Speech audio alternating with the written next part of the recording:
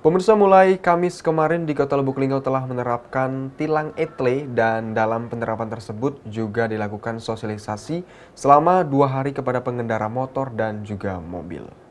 Kapolres Lubuk Linggau AKBP Harisandi melalui Kasat Lantas AKP Agus Gunawan mengatakan penindakan tilang etle sudah diterapkan pihaknya.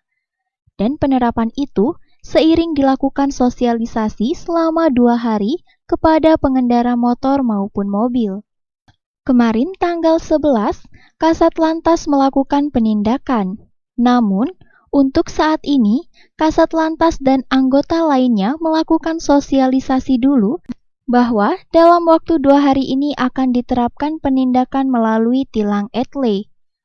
Jenis pelanggaran yang bisa terdeteksi oleh sistem etle pada awal diterapkan adalah pelanggaran lawan arus, tata cara parkir dan berhenti, pelanggaran rambu dan marka, tidak menggunakan helm dan bonceng lebih dari 1. Warga Lubuk Linggau, Asgandi mengatakan, ia menyampaikan untuk menghindari penilangan etle untuk kendaraan bermotor harus pakai helm. Untuk angkot dan mobil harus memakai sabuk pengaman. Ia menyampaikan, tilang etle sangat bagus karena tidak ada lagi tilang di jalan. Dan kelemahannya, ia mengatakan terlalu banyak plat yang beroperasi di Lubuk Linggau, seperti plat B, BD, dan plat lainnya. Cara kita menghindari itu jangan kita, kalau motor kan harus pakai helm. Ya.